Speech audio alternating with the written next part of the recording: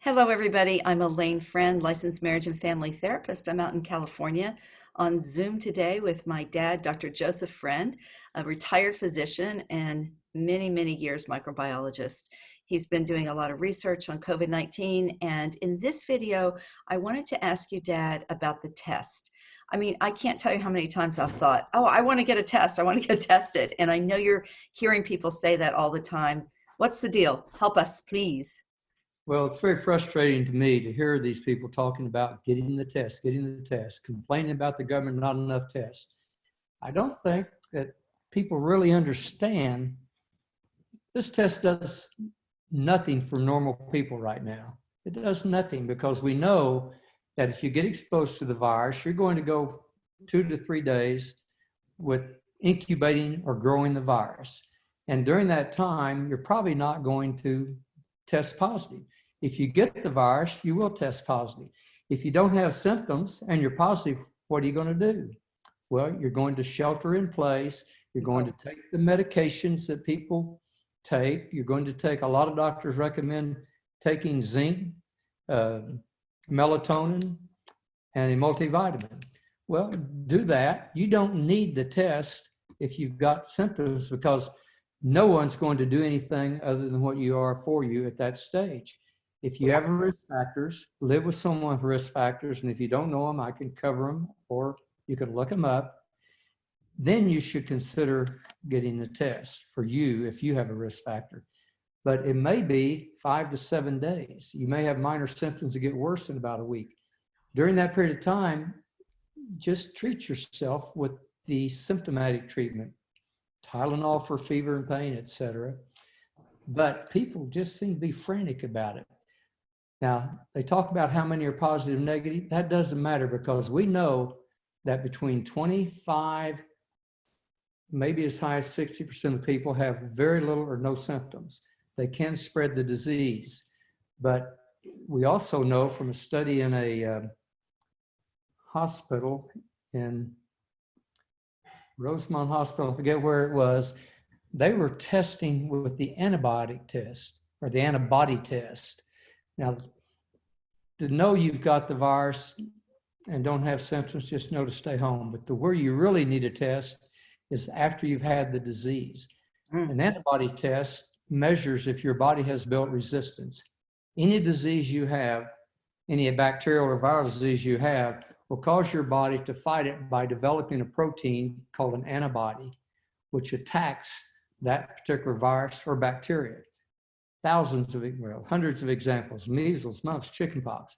Some of these antibodies last a lifetime. For example, everybody took a DPT, diphtheria, pertussis, or whooping cough, and tetanus, and got a booster 15, probable lifelong protection. Chickenpox provides lifelong protection for most. So, especially if you have it. If you have chickenpox, you have lifelong protection, right? right, some exceptions. Okay. But with this virus, we don't know where it's going yet. We don't know what it'll do. For example, with the flu mutates. That's why they change the vaccine every year. We don't know if coronavirus is going to mutate. One report said there are 2 kinds, one worse than the other. We don't know. So I'm thinking that my email came up on my screen. It's annoying. I don't know what this coronavirus is going to do. There's been some reports out of South Korea that it has come back for some people. But if you've had the disease and you have antibodies and you have recovered, your blood carries those antibodies. This was used almost 100 years ago to treat tetanus. They can take your blood, separate the 3 components, well, 2. You've got red blood cells and the liquid part of blood. 2 parts of the liquid is the plasma and the serum. The plasma is the one that contains the proteins, blood clotting factors, and all that. That can be separated from your blood, give you the red blood cells back so you don't get anemic or feel bit down. And then they can give that plasma to anyone with the disease that has your blood type. And there have been some very successful reports of this Dr. Fauci, who I think is great, is the director of NIAI, National Institutes of Allergy and Infection, says wait on the test. The president says don't wait, but that could be huge because we don't have any idea how many people in America have had the disease.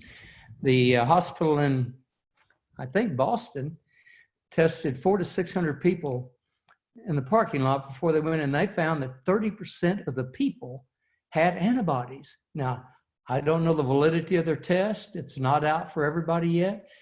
They also found that more people had antibodies than had the actual virus. This is huge. If this gets available, and it will in the near future, test everybody for antibodies because those people that have the antibodies are basically, we hope, immune. They can go back into the workforce. And if 30% of the people go back to work, that can do what our president wants to do, open the country up quicker. Also puts people in the workforce who are selling groceries, as in the store where I got gas and people weren't wearing masks. They don't have to wear masks. People who have that don't have to wear masks. And if that's the case, this virus is so insidious that it causes disease without symptoms, but they can spread it. So we got people back in the workplace with the antibodies test. The other test. Do you know how long until we might see that test? Well, evidently there's some coming out in the very near future. They're doing tests in many locations, and evidently this hospital that was online, I have not verified it. I have no idea what tests they did. That might have been. I think you might have told me that was Chicago. It was Chicago. I think it's Rosemont, but my goodness, that's huge. If you don't have risk factors and you're not getting sicker, don't go tie up the present testing facilities. Leave that for the first line people, the doctors, the nurses, the people in the hospital, orderlies, the emergency medical people, first responders. Don't quit touching your face. Dad, how do you do an antibody test? Do you have to get your blood drawn? Well, I haven't researched it in detail. I've just heard about it, but it's a finger stick like the diabetics check their sugar used to. And they take a tiny amount of blood and they can test it.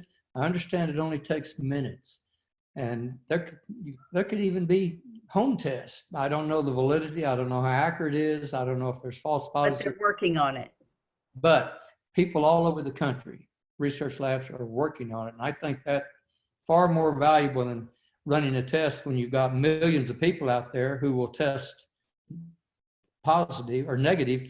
The test they're talking about measures virus. If you don't have virus in your nose or throat or coughing or expectorant, then you're not going to test positive. You can test negative one day and then 2 days later have it and not know it. I think the bottom line of where we're getting with this is back to that same thing of assume you have it, don't spread it until we know, right? And don't go use the tests. Exactly. And there are just so many laboratories working on it. The laboratory I worked in as a microbiologist and biochemist in 1963 to 65 is Fort Detrick, Maryland. And they interviewed a physician in those labs and they're working on a test. So everyone's working on it. It's a matter of time. The scientific community in this country is immense and unbelievable. It's going to bring it to us.